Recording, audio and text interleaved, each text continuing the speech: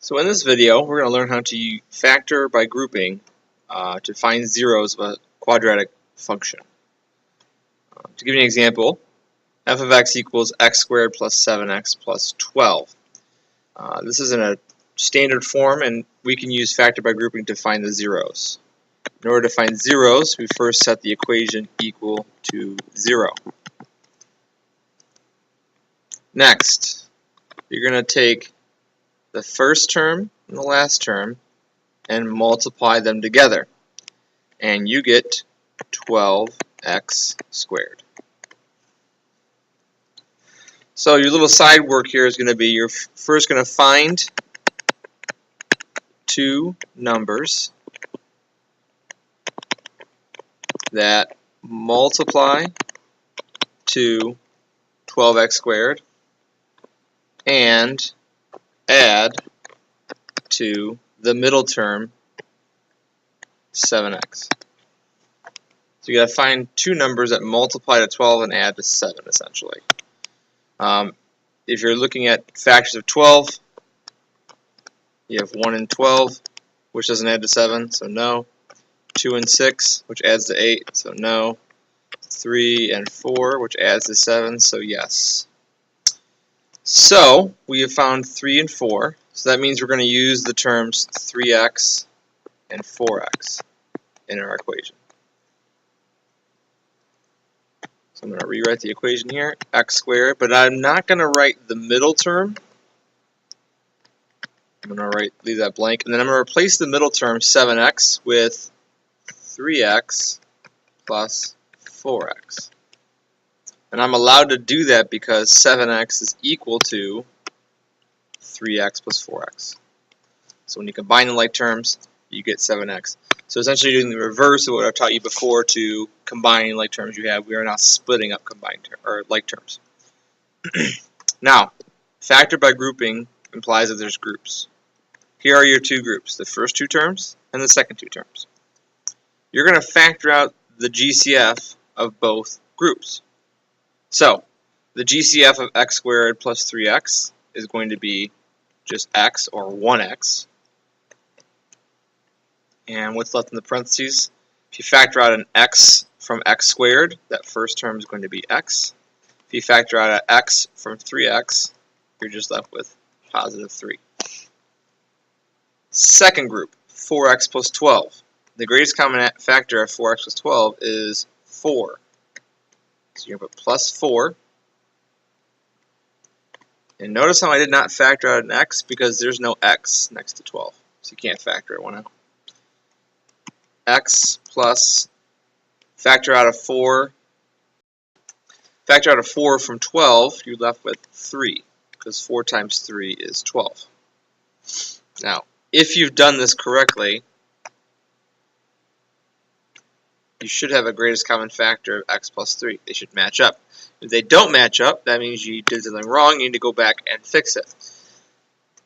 But, with that information, don't assume that once you do one, you automatically know the second one, because you could have done the first one wrong, which would make your second one wrong automatically. Do the GCF for both groups and see if they match up, then you can move on if they do. Now, let's make another two groups here. You have these two groups, and the greatest common factor of these two groups is x plus 3.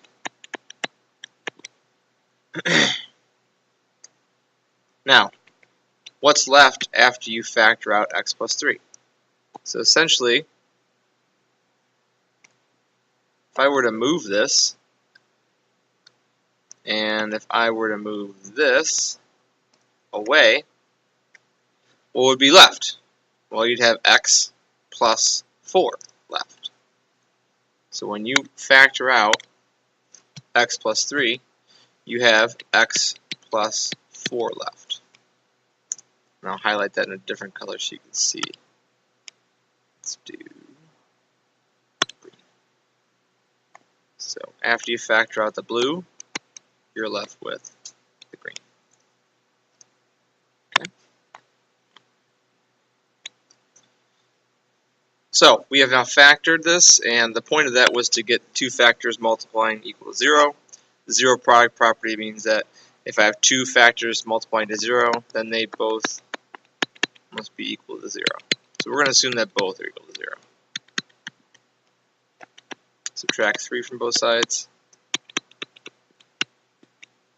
Subtract 4 from both sides. And your two zeros are x equals -3 and x equals -4. Now, these are your zeros. Let's recap what we did in the problem. First, multiply the first and last term.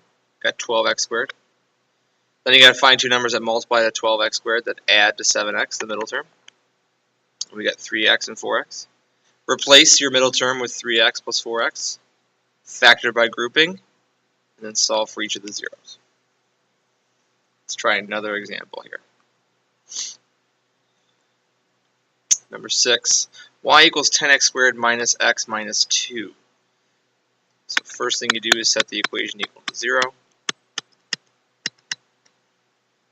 Then multiply your first and last term.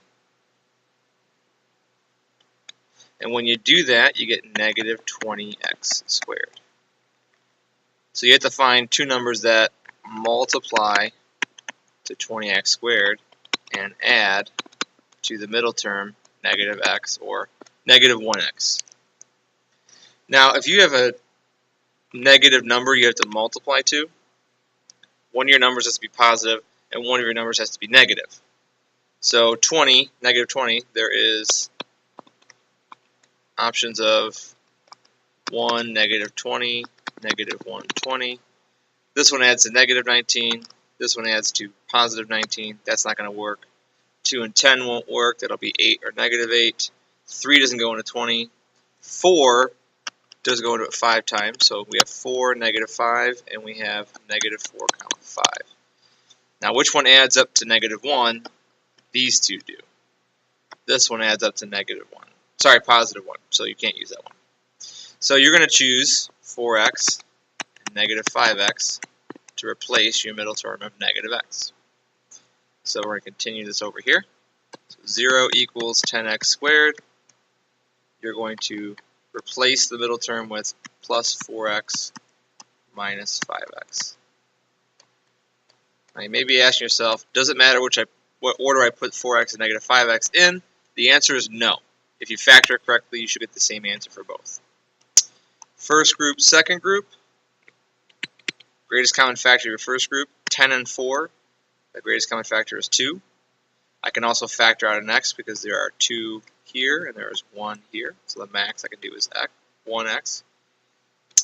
What's left over? Factoring out 2 from 10, left with a 5. Factoring out an x from x squared, you're left with an x. Factoring out a 2 from 4, you're left with 2. Factor out an x from x, you're left with 1. So that's just going to be times 1. So it's unnecessary to write. Second group, negative 5x minus 2. Both terms are negative. In fact, if the leading term is negative, you're going to factor out a negative number. So minus. The greatest common factor of 5 and 2 is 1 because they're both prime numbers. So therefore, you can only factor out a negative 1. You can't factor out an x because there's no x term here. So you're left with 5x plus 2.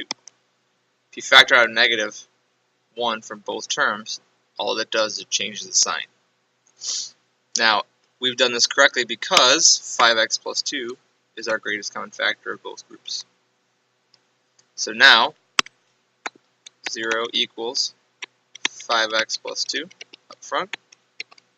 And then what's left over, not in yellow highlighting, is 2x minus 1. And now I have my two factors. 5x plus 2 equals 0, and 2x minus 1 equals 0. Subtract 2.